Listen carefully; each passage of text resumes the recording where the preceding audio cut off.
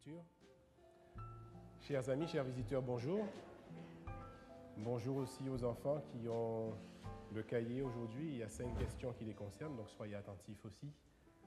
J'espère que vous avez passé une agréable semaine sous le regard de Dieu et que vous avez perçu sa présence à vos côtés.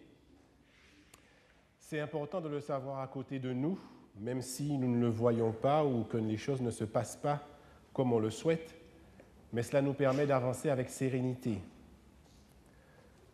À l'âge de 16 ans, j'ai perdu une amie avec qui j'avais fait toute ma scolarité au collège dans un accident de voiture.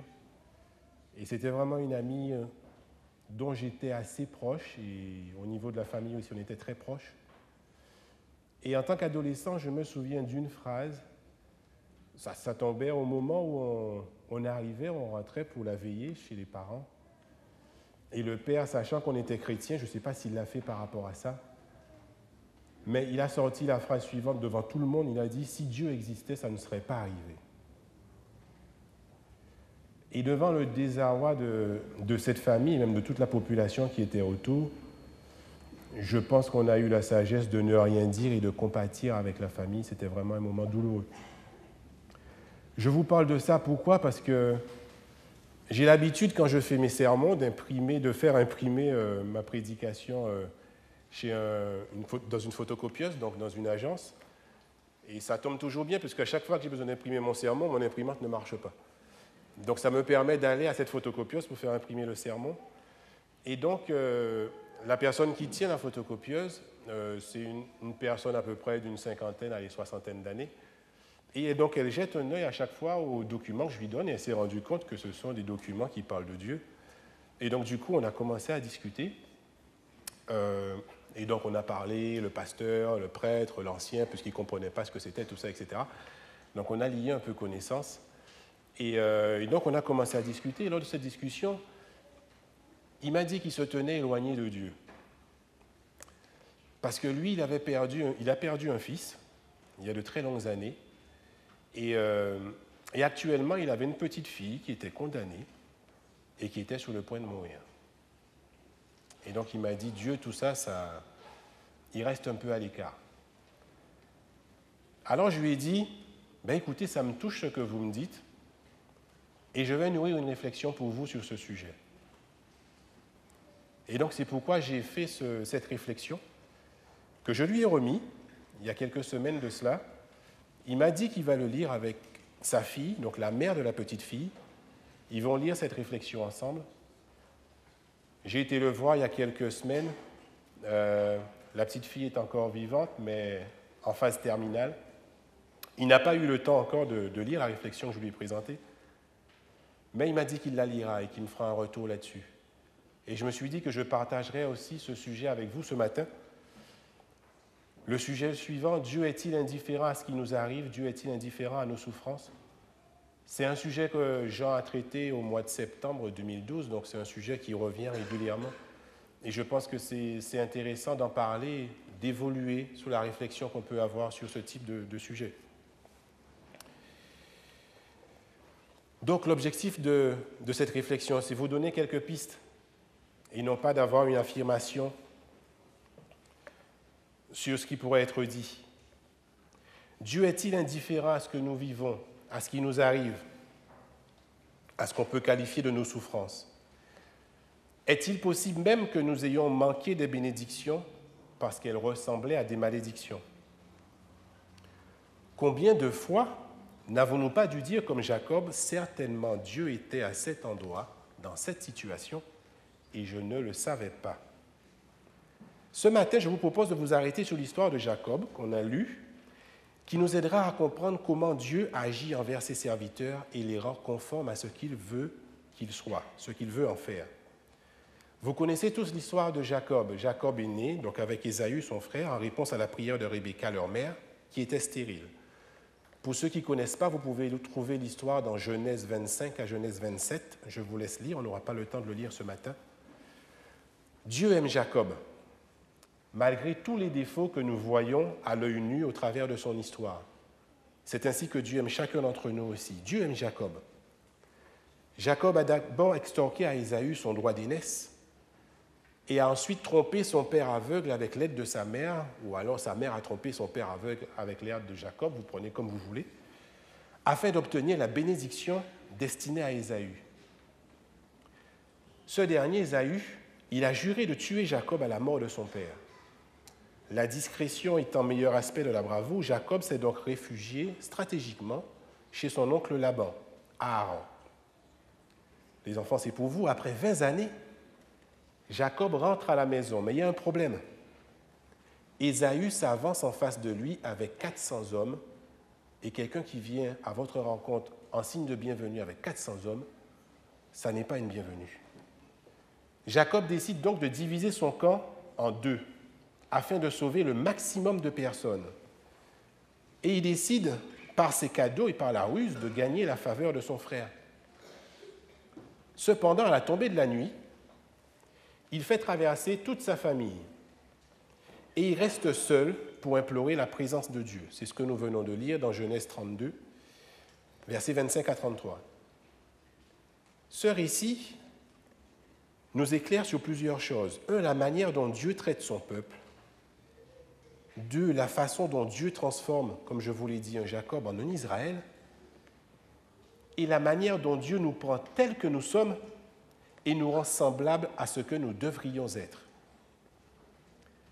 Je vous invite à faire marcher votre imagination. Imaginez la scène. Jacob est seul. Il attend, il s'interroge, il revoit son passé. Que va-t-il se passer demain? Il est probablement tendu. Et soudain, sans crise égard, un homme surgit de l'obscurité et le plaque au sol. Jacob a certainement pensé à une attaque sournoise d'Ésaü, ou un de ses hommes envoyés pour se débarrasser de lui, ou peut-être un bandit. On ne sait pas ce qui s'est passé dans sa tête. Mais on sait pour qui il n'a pas pris cet homme. Il n'a pas songé quelle joie Dieu est venu me bénir. Un ami est venu me bénir. Il n'a pas pensé qu'il s'agissait de Dieu, parce qu'il avait demandé à Dieu de le protéger. Et seul un individu animé de mauvaises intentions aurait agi de la sorte. Son entrée en matière ne ressemblait en rien aux salutations de bienfaiteur. Jacob a fini par comprendre par la suite que cette personne était un envoyé de Dieu. Jacob avait prié pour être protégé d'Ésaü, mais dans le cas présent, il avait désormais besoin d'être protégé contre Dieu. Son problème n'était pas Ésaü, mais Dieu. Vu sous cet angle, toutes nos batailles et tous nos conflits prennent un nouveau sens. Nos ennemis peuvent devenir nos serviteurs. Dieu peut apparaître sous la forme ou la force du tourment, comme il le fit avec Jacob. Il se peut que nos plus rudes batailles nous opposent à Dieu et non au diable.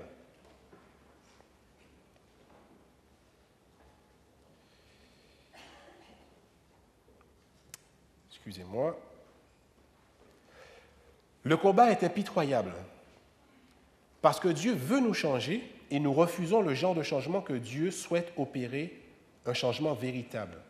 Voilà le but poursuivi par Dieu. Il a bien l'intention d'explorer les méandres de notre âme pour extirper le Jacob qui sommeille en nous. À votre avis, lors du récit qu'on a lu, pourquoi est-ce que l'ange a demandé à Jacob son nom? Il le connaissait parfaitement. Il connaissait le nom de Jacob. Il désirait une confession. Voilà ce que l'ange attendait de Jacob. La question signifiait « Qui es-tu vraiment au plus profond de ton être ?» Dieu contraignait Jacob à regarder la vérité en face à son sujet, ce qui représente toujours un combat. L'homme a du mal à avaler une trop grande part de vérité, à la fois surtout la vérité qui le concerne personnellement. Notre capacité à nous tromper nous-mêmes, elle est gigantesque. Et c'est grâce à elle que nous survivons. Si tu ne comprends pas ta vie, si tu ne comprends pas qui tu es, si tu ne comprends pas ton nom, cela sera difficile. Et Jacob s'écrie « Je suis Jacob », ou plutôt tout ce qui va avec le nom de Jacob et tout ce qu'il a fait pendant toute sa vie. Et si Dieu vous posait la même question, qu'auriez-vous répondu, vous, aujourd'hui? Cette rencontre n'était pas la première qui se jouait entre Dieu et Jacob. 20 années plus tôt, une autre avait déjà eu lieu à Béthel. Et dans sa première cavale, il a fait un rêve merveilleux avec une échelle qui se dressait entre le ciel et la terre, souvenez-vous. Au sommet se tenait Dieu et les anges descendaient sur terre. Et Dieu lui promettrait qu'il l'accompagnerait partout où il irait. Vous pouvez trouver cette histoire dans Genèse 28, versets 10 à 22. Cette expérience était formidable, elle était puissante, au point que Jacob avait promis de donner la dîme de tous ses biens. Voilà le genre d'expérience dont on estime avoir besoin. Seigneur, montre-moi les cieux, je changerai. Donne-moi une vision et je deviendrai une nouvelle personne.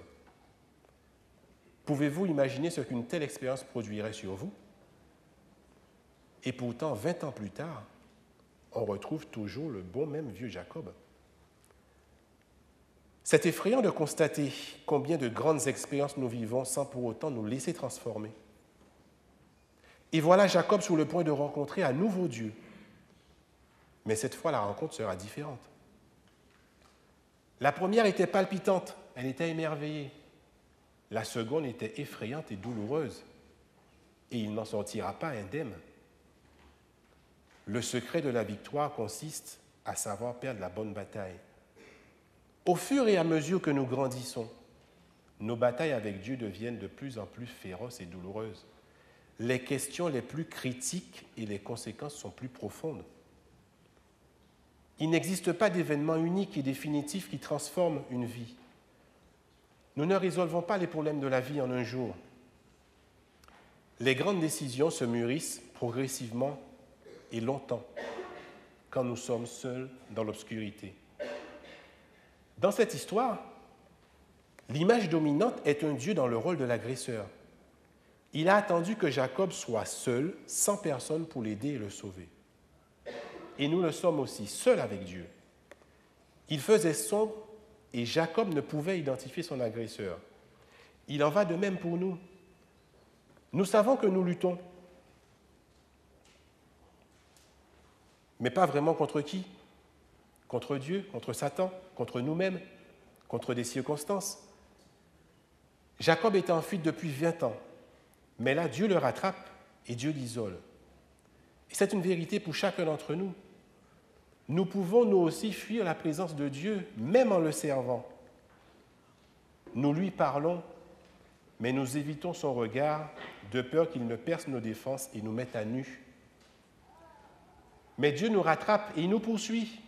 Il nous arrête seulement pour nous bénir. Vous est-il déjà arrivé de rentrer ou de trouver dans un magasin d'antiquités des objets que vous avez jetés ou négligés et qui aujourd'hui valent une fortune? Nous nous débarrassons souvent d'un grand nombre de trésors parce qu'à l'époque, ils ressemblaient à des déchets. Et nous continuons parce que nous sommes persuadés de pouvoir faire la distinction. Je peux facilement faire la distinction entre une malédiction et une bénédiction. Pensez-vous? L'être humain possède le défaut de quoi interpréter correctement toutes les expériences et tous les événements de sa vie. Mais des rois parfois frappent à notre porte vêtus comme des mendiants. Des bénédictions se présentent à nous sous l'aspect de malédiction. Et souvent nous recevons des anges sans le savoir. Nous luttons parfois précisément contre ce que Dieu envoie pour nous bénir. Dieu a amené Jacob exactement là où il voulait qu'il se trouve. Il était seul et personne ne pouvait venir le sauver. Jacob se luttait pour sa vie. Il luttait pour briser la poigne de son ennemi. Quand tout a soudainement changé, c'est désormais maintenant l'agresseur qui tente de se dégager et Jacob refuse de le lâcher. « Je ne te laisserai point partir que tu ne m'aies béni, dit-il. » Jacob a compris, les enfants, qu'il ne luttait pas contre une malédiction, comme il l'avait pensé au début, mais bien contre une bénédiction. Il s'agrippe maintenant à ce qu'il avait voulu fuir. Voilà comment Dieu transforme Jacob en un Israël. L'objet contre lequel je lutte peut être celui que Dieu cherche à utiliser pour me bénir. Jacob s'est éloigné en boitant le matin. Et le texte nous dit qu'il a baptisé l'endroit Péniel, ce qui signifie j'ai vu Dieu face à face et mon âme a été préservée. Car grâce à sa foi, il a eu la sagesse de distinguer un trésor parmi les déchets, le courage d'affronter les circonstances telles qu'elles sont et non comme il voudrait qu'elles soient. Et troisièmement, il a eu l'audace de saisir ces circonstances et transformer ainsi sa plus grande faiblesse en une plus grande source de force. Deux remarques s'imposent au sujet de cette bénédiction. C'est, semble-t-il, le seul passage où une bénédiction aura été obtenue par un combat. En général, elles nous sont simplement accordées. Mais pour celle-là, Jacob s'est battu. Il avait toujours recours à son intelligence, à sa ruse. Mais cette fois-ci, il ne pouvait pas escroquer l'ange, il devait se battre. Deuxièmement, le mot béni signifie transfert de puissance. En lui donnant sa puissance, l'ange le frappe également à une hanche, l'affligeant ainsi d'un boitement contre lequel il devra lutter toute sa vie. Jacob donc s'en sort avec ce qu'il voulait et ce qu'il ne voulait pas. Le bien et le mal ont emprunté des voies parallèles et ont abouti ensemble. Notre vie est ponctuée de bonheur, mais aussi de malheur. Nous idéalisons quelquefois l'existence en pensant que si Dieu œuvre vraiment dans notre vie, rien de mauvais ne peut nous arriver. Souvenez-vous de la parabole de l'ivraie et du bon grain. Jésus invoque ainsi le mystère de la vie, le mystère du bien et du mal. Cette question est bien le cri désespéré que nous poussons tous. Mais d'où vient le mal ? J'ai semé de la bonne semence dans ma vie, dans mon foyer, chez mes enfants. D'où viennent tous ces maux de tête, ces déceptions ? Pourquoi ma vie est-elle à ce point troublée par le mal ? Mais il peut exister un cri encore plus désespéré. Mais pourquoi le Seigneur n'enlève-t-il pas ce mal ? Pourquoi permet-il au mal d'exister dans le monde et de contaminer si étroitement chacun des aspects de la vie ? Le véritable mystère du bien et du mal est précisément cet enchevêtrement. Ils sont enchevêtrés, nous dit la parabole. Toute tentative d'enlever l'ivraie aurait déraciné le bon grain, dit Jésus. On ne peut arracher le mal sans arracher le bien quelquefois. Attendons la moisson où tout pourra être séparé, nous dit Jésus. Et dans la parabole, l'ivraie n'inquiète pas le maître. Il s'en occupera au temps voulu. Le contrôle de Dieu n'est pas usurpé, bien au contraire, il exerce un contrôle souverain. Je vous pose cette question. Seriez-vous prêt à demander à Dieu d'effacer le mal qu'il y a dans notre vie, sachant que cela supprimerait aussi le bien qui, par la grâce, s'est installé ?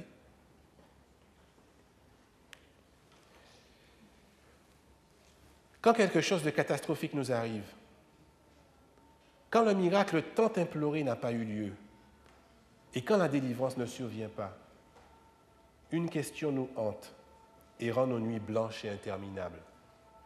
Pourquoi ?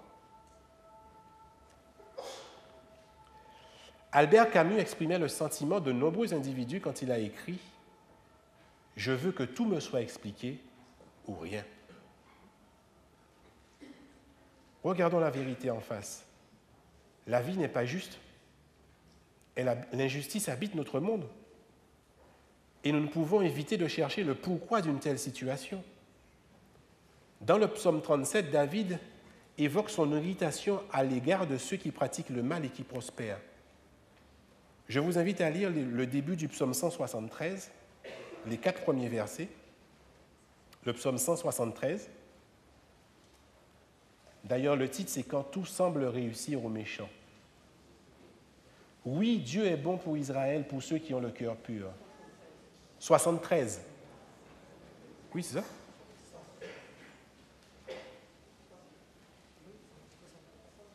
Oui, 73. 7, 3. Oui, Dieu est bon pour Israël, pour ceux qui ont le cœur pur. Quant à moi, pour un peu, mes pieds allaient s'écarter du chemin. Il s'en est fallu de rien que mes pas ne glissent, car j'étais jaloux de ceux qui font les fiers, en voyant la prospérité des méchants.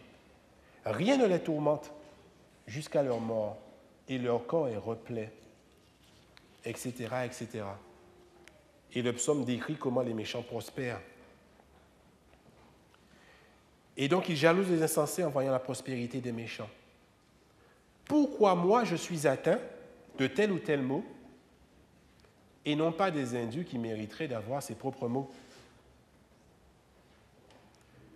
Par les injustices qui arrivent dans le monde, la personne qui ne croit pas en Dieu, elle a des arguments.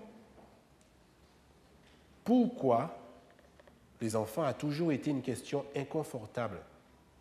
Parce qu'elle ne possède pas vraiment de réponse. Ce ne sont pas des problèmes quotidiens qui transforment notre paradis en champ de bataille. Ce sont les agressions sournoises, l'inattendu et l'inexpliqué. C'est cela qui nous déséquilibre. Et le besoin de réponse est si fort que si nous ne trouvons pas une réponse ou une explication concrète, nous en créons ou nous en fabriquons une. Elles satisfont le besoin d'expliquer et à ce moment-là rendent donc l'acceptation de la perte plus supportable. Notre génération est celle du droit de savoir. Nous exigeons, nous avons besoin d'une explication pour tout. Et les médias vigilants nous informent sur tous les sujets. Cependant, si le monde autour de nous applique cette politique, Dieu, lui, ne la respecte pas. Il opère uniquement selon le principe du besoin de savoir. Alors pourquoi nous demandons-nous pourquoi? Quelques pistes. Un pourquoi sans réponse dérange l'ordre établi de l'existence dans lequel nous vivons. Nous aimons à penser que nous vivons dans un univers où tout a un sens.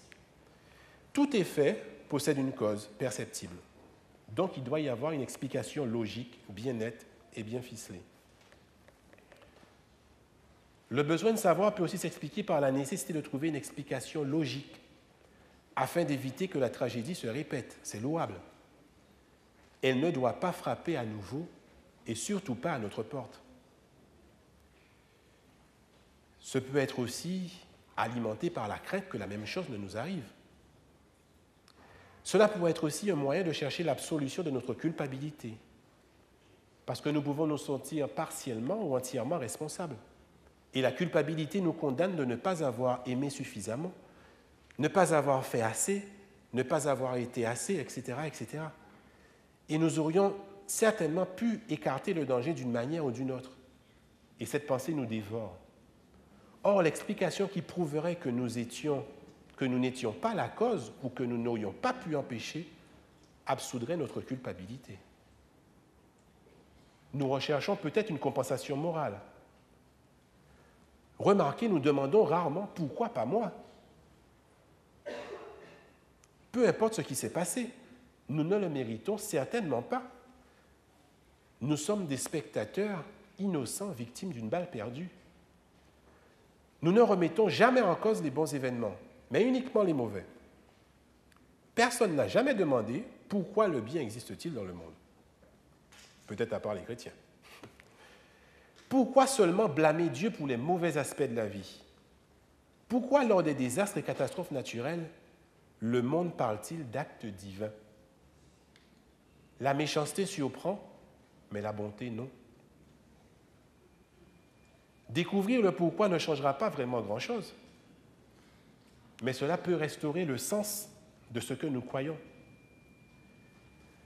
Cela peut aussi être une tentative de disculper Dieu, car si Dieu est souverain, nous concluons qu'il a soit directement provoqué l'événement, soit qu'il a permis qu'il se produise. Et dans les deux cas, il aurait pu l'en empêcher. Aux yeux de la personne qui souffre, la différence entre les deux importe peu, car au lendemain de la tragédie, nous appelons Dieu et nous exigeons qu'il s'explique. Cependant, Dieu est Dieu. A-t-il à expliquer ses actes à qui que ce soit? Nous ne pouvons pas non plus vivre dans l'ignorance et l'inconfort du mystère. Pourtant, le mystère demeure. Et une pensée s'impose.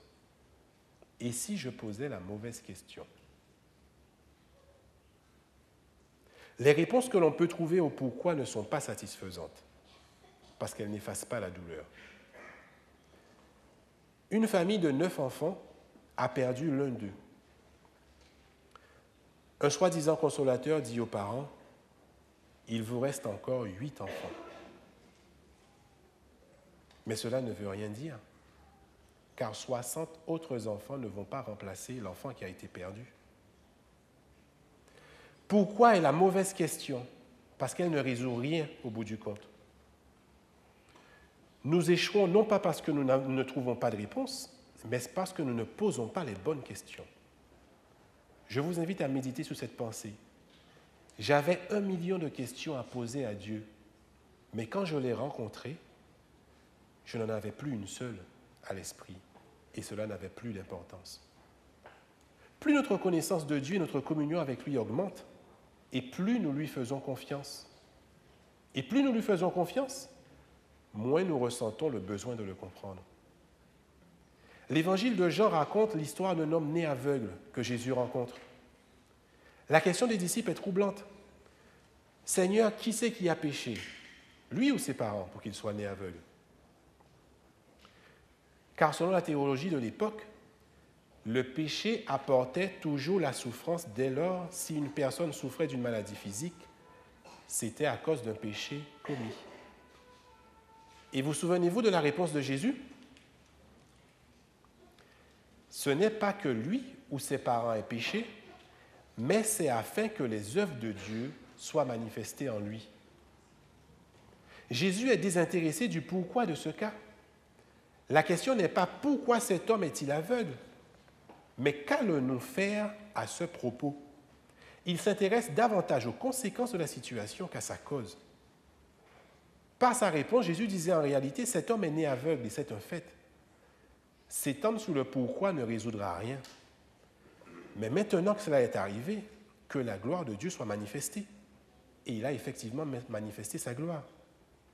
Il y a plein d'autres exemples dans la Bible, que vous pouvez trouver par exemple dans Luc 13, versets 1 à 5, où Jésus montre que le jugement divin n'est pas à l'origine d'un désastre, et toujours sans expliquer le pourquoi. Jésus ne répond pas au pourquoi de la souffrance, parce qu'il ne s'agit pas du problème ultime. La question ultime est la façon dont nous allons répondre à cette souffrance et le message dont elle est porteuse. Nous ne serons libres de poser la bonne question que si nous regardons en face le caractère inapproprié de celle-ci. La bonne question est celle mise en évidence par Jésus. Et maintenant, l'attitude du pourquoi nous enferme dans un tunnel, nous empêchant de voir autre chose que l'injustice de notre sort. Elle nous emprisonne dans le chaos et détruit notre capacité de poursuivre une existence qui a du sens.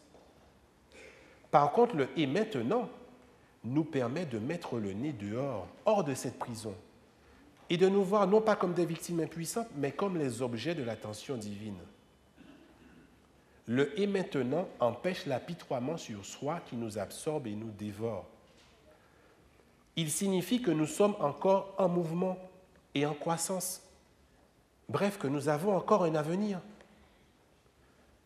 Nous devons apprendre à distinguer le surnaturel du naturel. Nous devons savoir que le lever du soleil est toujours autant une œuvre de Dieu que la résurrection de Lazare, par exemple. Les deux événements sont générés par le même Père. Il se peut que la raison précise qui nous amène à penser que Dieu n'est pas à l'œuvre soit justement l'œuvre à laquelle il est en train de travailler avec nous. Nous devons apprendre à distinguer le surnaturel dans le naturel, car la terre regorge du ciel et chaque buisson est enflammé de la présence divine. Mais seul celui qui le distingue enlève ses chaussures. Les autres s'assoient et cueillent des myrtilles. Si vous êtes toujours à la recherche du pourquoi, vous recevrez toujours certainement le traitement du silence. Je vous invite à faire plutôt confiance à Dieu et choisir d'aller vers un « et maintenant ». Pour finir, revenons à l'histoire de Jacob. La longue nuit d'attente se termine et Jacob revient vers les siens. Soudain, quelqu'un s'écrie « Voilà Jacob !» Pas d'erreur, c'est bien lui. Mais attendez, quelque chose ne va pas, il boite. On dirait un mauvais déhanchement. Vous croyez qu'il est tombé dans l'obscurité? Qu'il s'est fait mal? Ses vêtements sont sales, déchirés. Son visage est contusionné. Ses vêtements, ses cheveux sont en bataille. Jacob a l'air d'avoir lutté contre un chien enragé. Et de toute évidence, c'est le chien qui a gagné. Tout le monde se précipite vers lui et lui demande « Jacob, Jacob, que s'est-il passé ?» Et Jacob de répondre « J'ai été béni la nuit dernière. » Hochant la tête, on le regarde s'éloigner et quelqu'un murmure « Il n'a pourtant pas l'air d'un croyant victorieux. » Que Dieu vous bénisse et vous êtes dans cette réflexion aussi. Amen.